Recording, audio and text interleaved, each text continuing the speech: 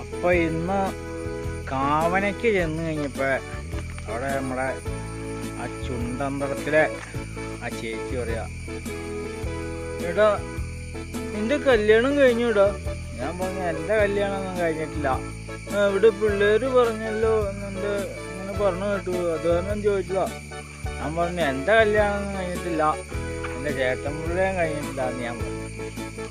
അപ്പൊ ആൾക്കാര് എൻ്റെ കല്യാണം കഴിയുന്നത് നോക്കിയിരിക്കുവല്ലേ. ഞാൻ ആരെയാ കെട്ടണേന്നും പറഞ്ഞല്ലേ, അതൊന്നറിയാൻ വേണ്ടിയിട്ട്.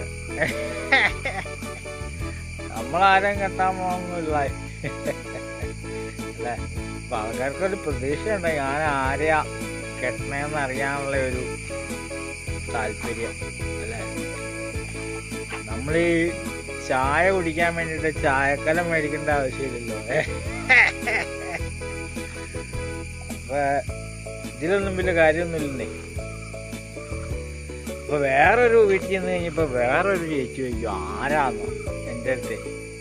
എൻ്റെ ഈ രൂപം കണ്ടിട്ട് ആ ചേച്ചിക്ക് മനസ്സിലായില്ല. എടാ എനിക്ക് മനസ്സിലായില്ലടാ നിന്നെ കണ്ടു കഴിഞ്ഞപ്പോ. എൻ്റെ നേരത്തെ ലുക്കല്ലോ ഇത്. ഇപ്പൊ ഈ ലുക്ക് എന്ന് വെച്ചാൽ ഞാൻ എൻ്റെ ഒരു പുതിയൊരു ആൽബത്തിന് വേണ്ടിയിട്ട് ഞാൻ സ്വീകരിച്ചേക്കണ ലുക്കായത്. താടിയൊക്കെ നീട്ടിയിട്ട് അല്ലേ. അതിപ്പോൾ ഈ മഴ ആവട്ടെ, മഴയൊന്ന് കുറയട്ടെ എന്ന് ഓർത്തിരിക്കുക. ഈ മഴയത്തെ ആൽബം ഷൂട്ട് ചെയ്തൊന്നും നടക്കില്ലല്ലോ. അപ്പം മഴയത്ത് ചെയ്യേണ്ട ഒരു ആൽബം ഉണ്ട്, ഇടവപ്പാതി മഴ നീ നനയുമ്പോൾ മാറാൻ ചേമ്പിലെ കുടയുമായി ഞാൻ വരാം. അപ്പം ആ പാട്ടൊക്കെ മഴയത്ത് ഷൂട്ട് ചെയ്യാൻ കുഴപ്പമില്ല അല്ലേ. അപ്പം അങ്ങനെയൊക്കെയാണ് കാര്യങ്ങൾ. ഇനിയിപ്പോൾ ഈ ലുക്കിലാണ് ഞാൻ ഇറങ്ങാൻ പോണത് അല്ലേ.